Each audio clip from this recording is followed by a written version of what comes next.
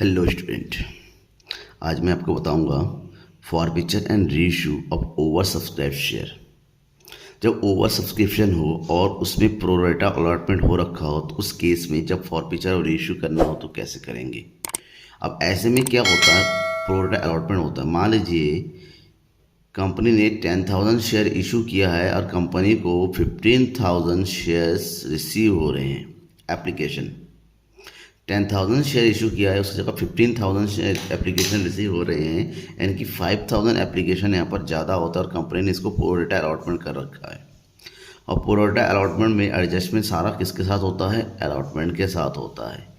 अब किसी share holder ने अगर अलॉटमेंट का पैसा ही नहीं दिया हो, यानी कि अलॉटमेंट का पैसा ही ड्यू रखा हो, तो उस केस में हम किस तरह से कैलकुलेट करेंगे कि अलॉटमेंट का कितना पैसा ड्यू है, कितना पैसा फॉरफीचर में जाएगा, ठीक है ना, और रीइश्यू कैसे होगा। तो इसको पूरा समझने के लिए हम सॉल्व करेंगे क्वेश्चन नंबर 14, जो कि इसी केस पर डिपेंड है। जब भी आप इस तरह के क्वेश्चन करेंगे तो ध्यान रखिएगा, सबसे पहले आप कैलकुलेशन कर लीजिए, सारी वर्किंग नोट पहले निपटा लीजिए, उसके बाद एंट्रीज करेंगे। वर्किंग नोट में क्या करना है कि इंस्टॉलमेंट के हिसाब से एप्लीकेशन का, अलॉटमेंट का, फर्स्ट कॉल का, फाइनल कॉल का कितना पैसा आना है, ठीक है ना, ड्यू कितना रह गया, फॉरफीचर कितना होगा, इतना तक आपको कैलकुलेट करना पड़ेगा। क्योंकि प्रोरेटा अलॉटमेंट में दिक्कत ये आ जाती है, हमें यहाँ पर निकालना पड़ता है रेशियो। क्योंकि क्वेश्चन में कभी दे रखा था एक शेयर होल्डर अलॉटेड, हमारे अलॉटेड दे रखा होता है, तो हमें ये कैसे पता चलेगा कि उसने कितना पैसा ओवर भेज रखा है। तो उसके लिए हमें अप्लाइड शेयर निकालना पड़ेगा, और अगर एप्लॉयड दे रखा है तो अलॉटेड निकालना पड़ेगा। और ये सब डिपेंड करता है रेशियो में, कि रेशियो क्या है प्रोरेटा का। जैसे यहाँ पर 10,000 और 15,000 का बन रहा है, अगर इसको रेशियो में कंप्लीट करें तो एक तरफ रखेंगे 10,000 और एक तरफ है 15,000। प्रोरेटा अलॉटमेंट हो रखा है, कहने का मतलब ये है 0 से 0 कट गया, बच्चा 5 2 10, 5 3 15, 2 8 3। इसका मतलब 2 अलॉटमेंट हुआ और 3 अप्लाइड हुआ। मतलब जितने लोगों ने 3 शेयर के लिए अप्लाई किया उनको 2 शेयर मिले, 2 और 3। नेक्स्ट टाइम जो भी कैलकुलेट करेंगे 2 और 3 रेशियो के हिसाब से करेंगे। अब कैसे करेंगे ना, ये हमें पता होना चाहिए। चलिए क्वेश्चन नंबर 14 देख लेते हैं कि क्या है 14 में आखिर। ये आपके सामने question. Raunak cotton limited issued a prospectus inviting applications for 6,000 equity shares of 100 each at a premium of 20। Equity share issue किया जा रहा है, ठीक है ना, वो भी प्रीमियम पे।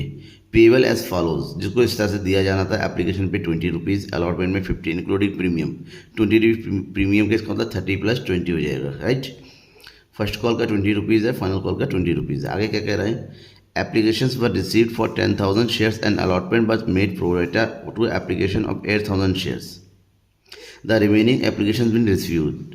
कंपनी ने 6,000 इक्विटी शेयर इशू किया था, एप्लीकेशन आई 10,000 में से 8,000 का प्रोरेटा अलॉटमेंट हो रहा है, बाकी जो 2,000 एप्लीकेशन थे उसको रिफ्यूज़ कर दिया गया, मतलब वापस कर दिया गया। Money received in excess on the application was adjusted towards the amount due on allotment. जो ज़्यादा पैसा आया, यानी कि 2,000 वापस चला गया, अब 2,000 ही रह गए। इस 2,000 का जो पैसा रहेगा उसको हम एप्लीकेशन में अलॉटमेंट में एडजस्ट कर देंगे, ठीक है ना। आगे क्या कह रहा है, आगे हैं Rohit to whom 300 share allotted fail to pay allotment and calls money. Rohit जिसको 300 शेयर अलॉटेड किया गया था, उसने अलॉटमेंट का पैसा और कॉल का पैसा नहीं दिया। दिक्कत क्या है, दिक्कत यहाँ पर है कि हमें अलॉटमेंट में ही एडजस्ट करना होता है और अलॉटमेंट का पैसा ही नहीं दिया हुआ है, और ये कहा है कि रोहित को 300 शेयर अलॉट किए गए थे। तो रोहित ने कितना पैसा दिया होगा, रोहित का कितना पैसा फॉरफीचर होगा, इसके लिए हमें ये पता करना होगा रोहित ने कितने शेयर के लिए अप्लाई किया था। आगे his share were forfeited Itika who applied for 600 share. यहाँ पर दे रखा है इतिका ने 600 शेयर के अप्लाई किया था, फेल टू पे द कॉल्स, और इसने कॉल का पैसा नहीं दिया एक भी। अब इसने अप्लाई किया था, आप सबको पता है कि जितने के लिए लोगों ने अप्लाई किया उतने शेयर नहीं मिले हैं, कम शेयर मिले हैं। हमें ये कैलकुलेट करना पड़ेगा इतिका को कितने शेयर मिले हैं, ठीक है ना। इसमें निकालना पड़ेगा अप्लाइड शेयर, इसमें निकालना पड़ेगा अलॉटेड शेयर।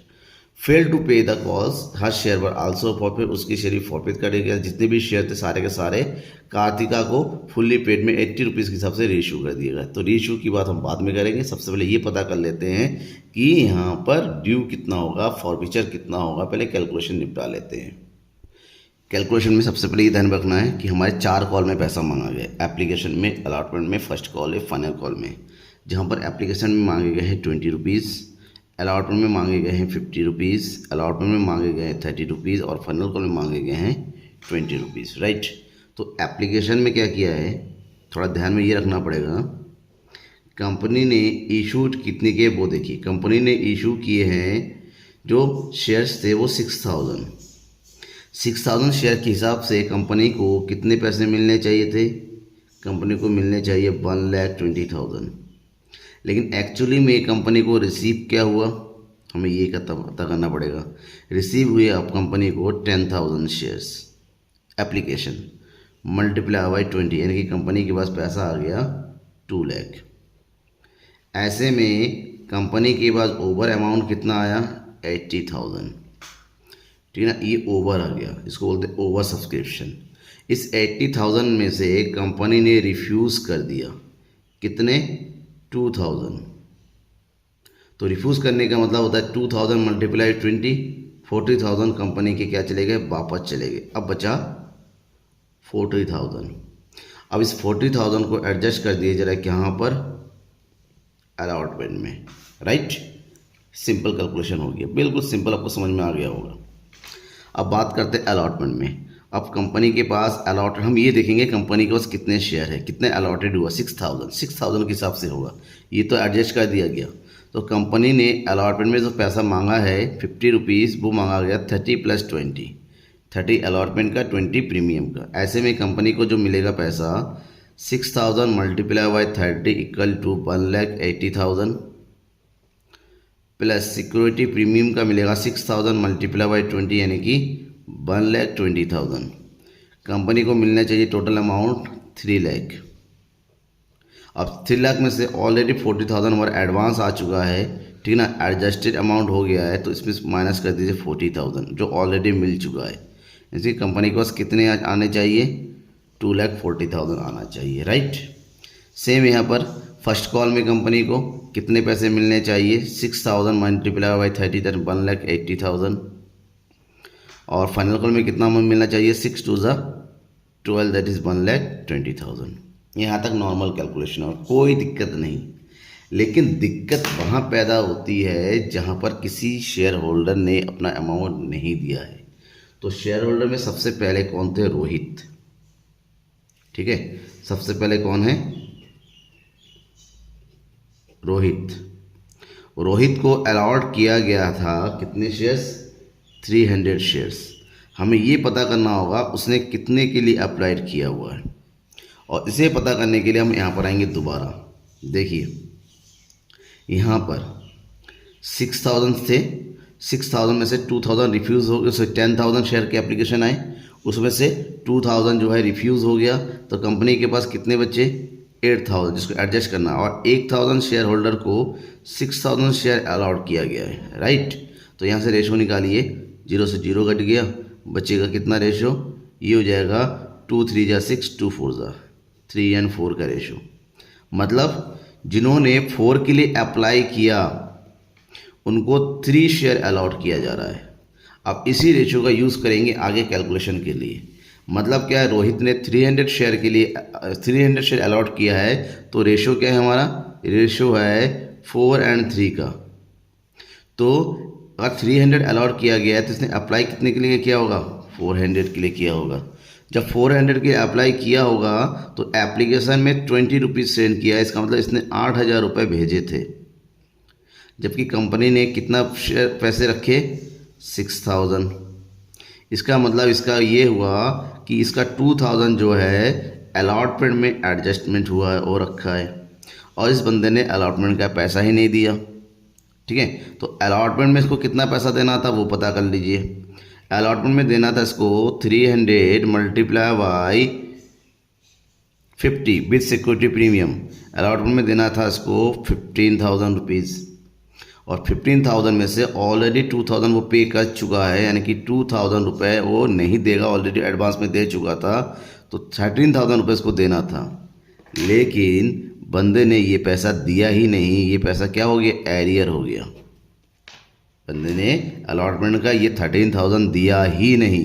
जब 13,000 नहीं दिया तो एक काम करते हैं, ऊपर यहाँ से माइनस कर देते हैं 13,000, क्योंकि यहाँ पर पैसा आएगा नहीं, ठीक है ना। 0 ये क्या हो जाएगा, ड्यू। 0 0 ये हो जाएगा, कितना पैसा मिलेगा, 2,27,000। सॉरी हमने कुछ गलत कर दिया ना, 3 लाख में से 40 गया 60, तो ये हो गया 2,47,000, ठीक है ना। थोड़ी कैलकुलेशन गलत हो गई, उसके लिए भाई सॉरी। इस बंदे ने फर्स्ट कॉल का भी पैसा नहीं दिया, फाइनल कॉल का भी पैसा नहीं दिया, किसने, रोहित ने। तो यहाँ पर तो एडजस्टमेंट नहीं हो रहा, तो डायरेक्ट माइनस कर दीजिए। कितने शेयर थे इसके, 300 मल्टीप्लाई बाई 30 दैट इज़ 9,000। इसने यहाँ का 9,000 भी नहीं दिया, और इसने यहाँ का 3 2 6 6,000 भी नहीं दिया, तो माइनस कर देंगे। तो यहाँ पर कितना पैसा आएगा, 0 0 1 7 1, और यहाँ पर कितना पैसा आएगा, 194। थोड़ा कैलकुलेशन ज़्यादा है, बस आपको ध्यान में रखना है, ठीक है। ये राइट हो गया, ये हमारा निपटा लिया किसका, रोहित का। रोहित के बाद एक नेक्स्ट पार्टनर है, कौन है, इतिका। इतिका ने अप्लाई किया, क्या किया, अप्लाइड फॉर 600 शेयर।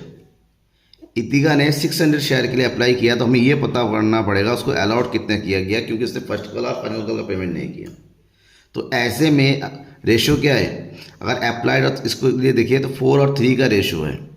4 और 3 का अगर रेशो देखते हैं तो इसने अगर 600 के अप्लाई किया, तो एक्चुअली में कैलकुलेशन हम करेंगे तो कैलकुलेशन कुछ इस तरह से होगा कि इसने अप्लाई किया 3 मल्टीप्लाई बाई 3/4, तो कैलकुलेट करेंगे, 0 से 0 कट गया, ये हो गया 15 15 3 45। इसका मतलब इसके नाम पे 450 शेयर अलॉट किए जा रहे हैं। और इस बंदे ने फर्स्ट कॉल का भी पैसा नहीं दिया और फाइनल कॉल का भी पैसा नहीं दिया। फर्स्ट एंड फाइनल कॉल को 450 से माइनस कर दीजिए, यानी कि फर्स्ट कॉल का कितना पैसा बनता है, 450 मल्टीप्लाई बाई 30, और फाइनल कॉल का हो जाएगा 450 मल्टीप्लाई बाई 20। तो इसको माइनस कर देंगे वहाँ से, ठीक है ना। अब माइनस करेंगे तो फर्स्ट कॉल का पैसा नहीं दिया इतिका ने, तो फर्स्ट कॉल का मल्टीप्लाई हो जाता है ये 13,500। माइनस कर देंगे 13,500 कैसे, क्योंकि नहीं दिया है। 450 मल्टीप्लाई बाई 30 होता है आपका 13,500, और 450 मल्टीप्लाई बाई 20 ये होता है 9,000। तो यहाँ से 13,500 चला जाएगा और यहाँ से 9,000 माइनस होगा। तो एक्चुअली में फर्स्ट कॉल का दोनों का ड्यू माइनस होने के बाद कितना बचेगा, 1,57,500, और यहाँ बचेगा 1,05,000। ठीक है, ये क्लियर हो गया। अब हमें करना है जनरल एंट्री। फॉर फ्यूचर की एंट्री हम बाद में देखेंगे, पहले हम जनरल एंट्री यहाँ तक निपटा लेते हैं, उसके बाद फॉर फ्यूचर की देखेंगे कितना फॉर फ्यूचर में जा रहा है। ठीक है, अब जो भी हमने कैलकुलेशन किया है उसके अकॉर्डिंग हम एंट्री कर देंगे।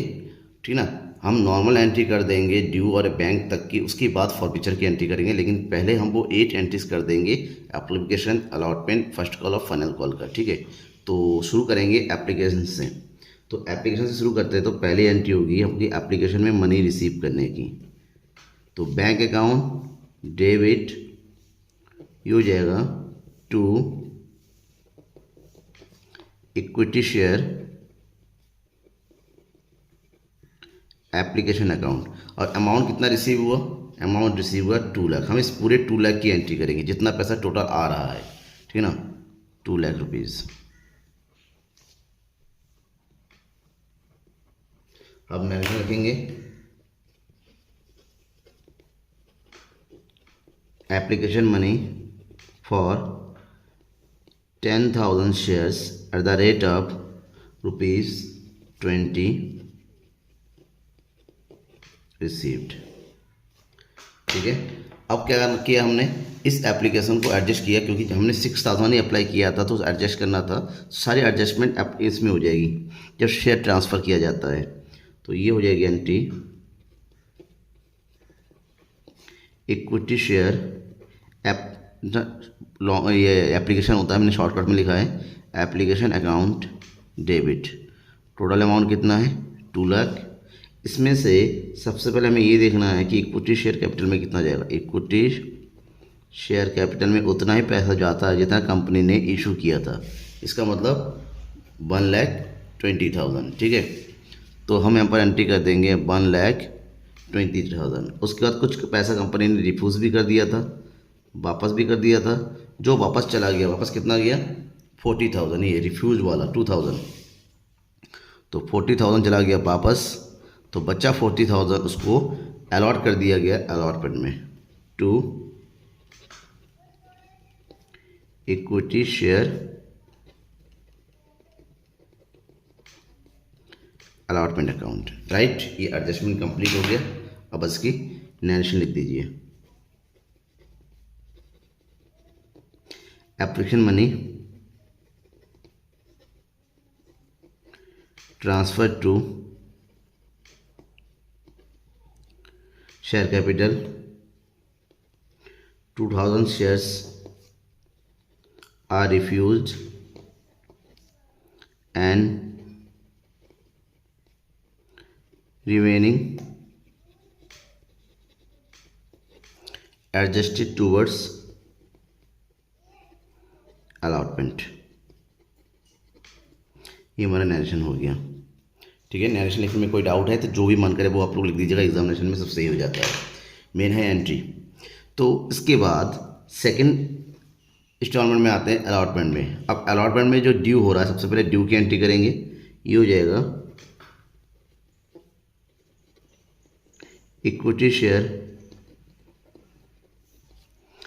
Allotment account debit.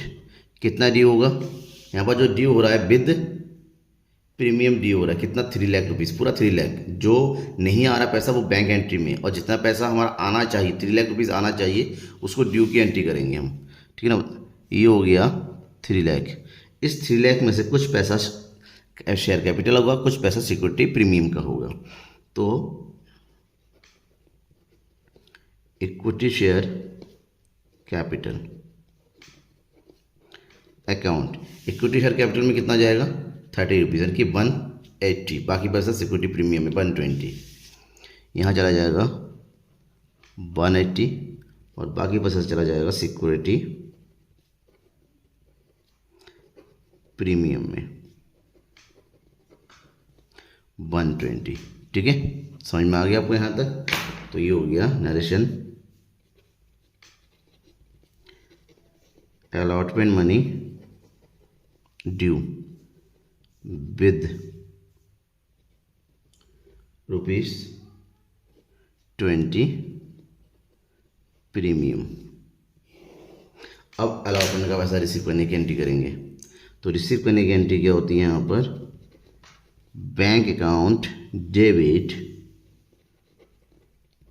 To equity share allotment account, ठीक है। अब अलॉटमेंट में कितना पैसा आ रहा है देखिए, आपने कैलकुलेशन सारा कर रखा था, इससे जल्दी जल्दी एंट्री होती है। 40,000 ऑलरेडी आ चुका था एडवांस में, और 13,000 जो है रोहित ने पे नहीं किया है, ठीक है ना। सारा कैलकुलेशन करने के बाद हमारा टोटल अमाउंट कितना आ जा रहा है 2,47,000 हमारा अलॉटमेंट में रिसीव हो रहा है। तो इसी की एंट्री करेंगे जो एक्चुअली में रिसीव हो रहा है 2,47,000 2,47,000 नेशनल के लिखेंगे। Allotment money received except of 300 share, 300 share को छोड़ के बाकी सारे हमारे पैसे मिल रहे हैं, ठीक है। ये हो गया हमारा अलॉटमेंट। अलॉटमेंट के बाद क्या, फर्स्ट कॉल थर्ड। तो यहाँ पर भी पहले हम ड्यू करेंगे equity share first call account debit.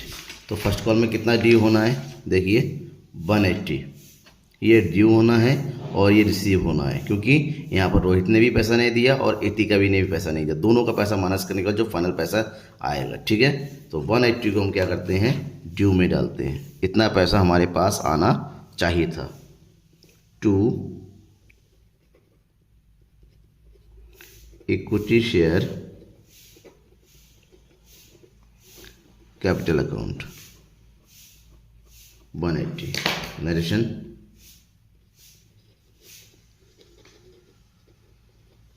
First call money due. और इसी के आगे एप्लीकेशन अमाउंट रिसीव करने की, bank account debit to equity share first call account. कितना पैसा आ रहा है फर्स्ट कॉल में? 1,57,500, 1,57,500। ठीक है ना, नरेशन कर देंगे। Narration first call money received effect of 300 share उसका, रोहित का, और 350 शेयर अदिति का, 450। तो टोटल कितना हो गया? 750 शेयर। निपट गया ये। अब आता है फाइनल कॉल, फोर्थ। तो ये हो जाएगा equity share final call account debit to equity share capital account. कितना अमाउंट है फाइनल कॉल का ड्यू? फाइनल कॉल में ड्यू में आएगा 1,20,000। इतना पैसा उनका आना चाहिए और आ रहा है 1,05,000। ये हो जाएगा 1,20,000, 1,20,000। Narration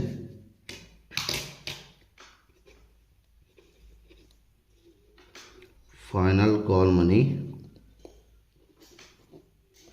due, right.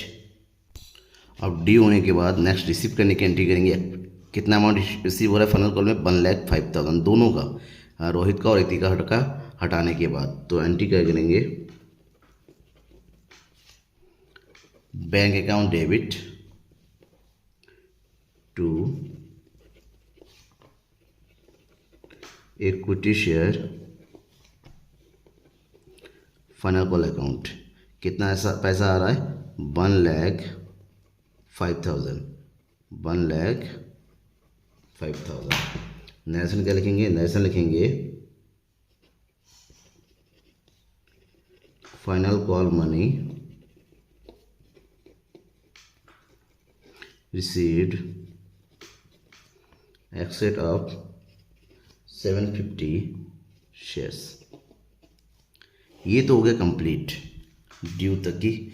अब कंपनी ने ये कहा है कि उन्होंने जो है इतिका और रोहित दोनों के शेयर को फॉरफीचर कर लिया है। तो हमें ये कैलकुलेट करना होगा कि फॉरफीचर में कितना अमाउंट जाएगा, ठीक है ना, और टोटल अमाउंट कितना ड्यू हो रहा है, राइट। उसको कैलकुलेट कर लेते हैं।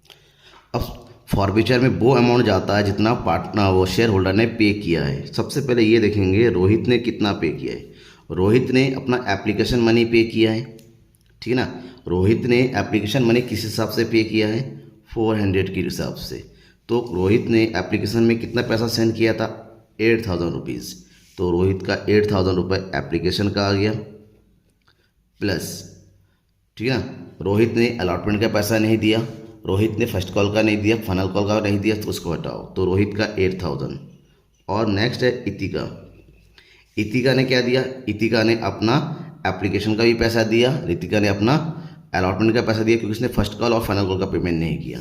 तो इतिका ने अपने एप्लीकेशन में कितना मनी पेमेंट किया, पहले वो कैलकुलेट करना होगा। इतिका ने 600 शेयरों के लिए अप्लाई किया था। इसका मतलब 600 गुणा 2, 12,000 रुपये इसने एप्लीकेशन में भेज दिए। 12,000 रुपये एप्लीकेशन में भेज दिए, जबकि एप्लीकेशन में उसका कितना ट्रांसफ़र हुआ? ओनली 9,000, क्योंकि 450 के लिए। ऐसे में उसने एडवांस में 3,000 पे किया।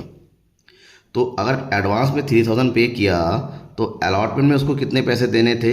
अलॉटमेंट देने थे 450 मल्टीप्लाई बाई 50, दैट मीन्स उसके एप्लीकेशन में पेमेंट करने थे इसको, सॉरी 30, क्योंकि अलॉटमेंट का दे दिया था। यहाँ पर हम सिक्योरिटी प्रीमियम की कैलकुलेट नहीं करेंगे। 450 मल्टीप्लाई बाई 30, 13,500, जिसमें से 13,000 एडवांस में दे चुका है, ठीक है ना। तो इसका मतलब ये हो कि अलॉटमेंट में उसने पेमेंट किया है 10,500।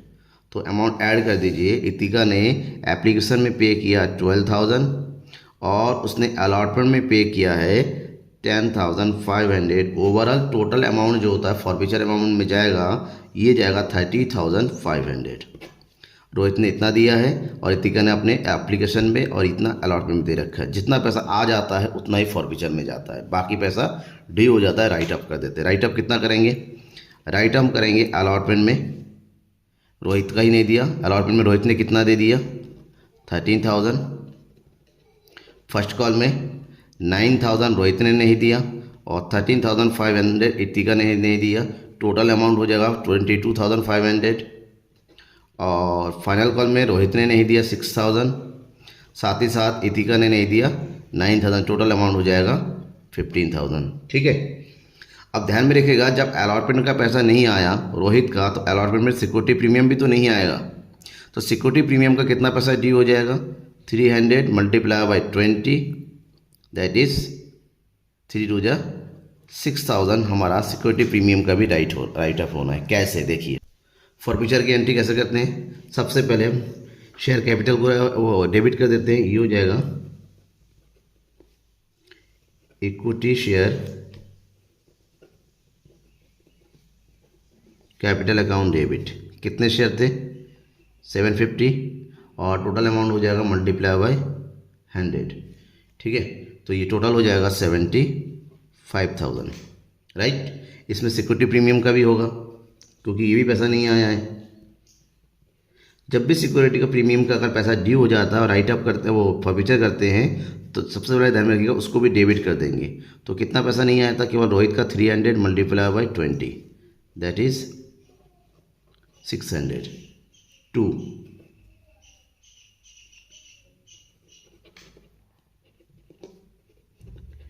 Equity share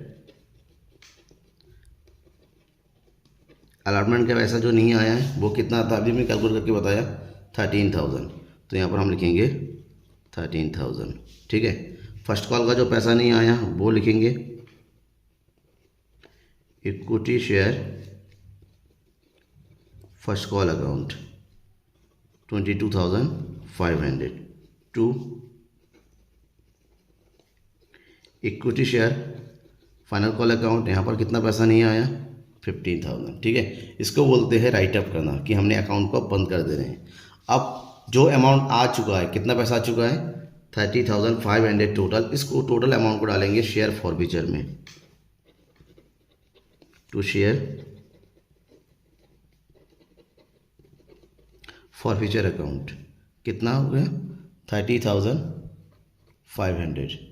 clear? अब ये हो गया हमारा फॉरफीचर की एंट्री। तो एंट्री करेंगे 750 shares forfeited.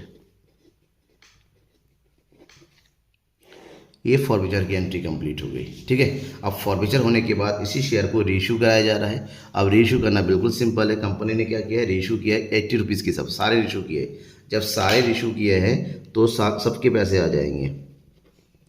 Bank account debit, total amount 750 multiply by 80, 750 share 80 रुपये के हिसाब से। इसका मतलब कितना पैसा आना है? 60,000। कंपनी ने हमेशा ध्यान में रखना है, कंपनी के शेयर कैपिटल में हमेशा फुल अमाउंट जाएगा, मतलब 100 रुपीज़। तो 20 रुपीज़ का लॉस हो रहा है, इस लॉस की भरपाई हम फॉरफीचर अकाउंट से कर लेंगे। Share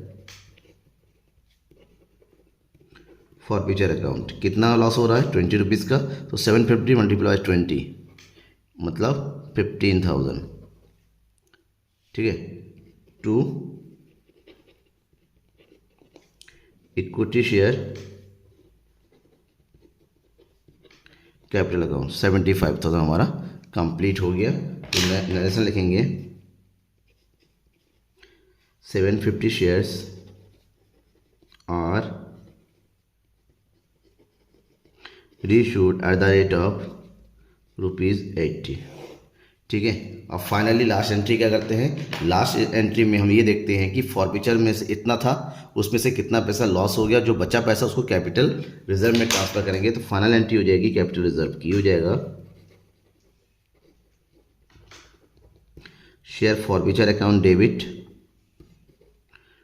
to capital reserve account. और 35,000 रुपीज़ का हमारा फॉरफीचर था, जिसमें से 15,000 जो लॉस होता उसको हमने राइट अप कर दिया। तो 30,500 में से 15,000 को हम माइनस कर देंगे तो बचेगा अमाउंट 15,500। 15,500 चला जाएगा कैपिटल रिजर्व में। तो हम लिखेंगे remaining of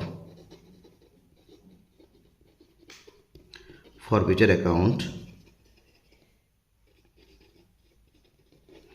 transfer to capital reserve. ठीक है ना, ये हमारी कंप्लीट एंट्री होती है। क्योंकि मैंने एक्सप्लेन किया ऐसे थोड़ा सा लंबा हो गया वीडियो, क्वेश्चन थोड़ा लंबा। आपको ये हिसाब अगर प्रैक्टिस करते हैं ये क्वेश्चन 15 से 20 मिनट में आपका कंप्लीट हो जाता है। बट कैलकुलेशन में नहीं, ये जो सारा कैलकुलेशन करते हैं ना, ये पहले ही निपटाना बेटर होता, ताकि हमारी जनरल एंट्री में कोई दिक्कत ना हो। लेकिन आप जनरल एंट्री करेंगे फिर कैलकुलेशन करेंगे तब कंफ्यूज हो जाएंगे। तो कितना पैसा आना है, किसका कितना ड्यू हो जाना है, पहले निपटा लीजिए। उसके बाद फॉरफीचर में फॉरफीचर कर लीजिए और इशू में तो कोई दिक्कत नहीं होती है। Right, thank you everyone.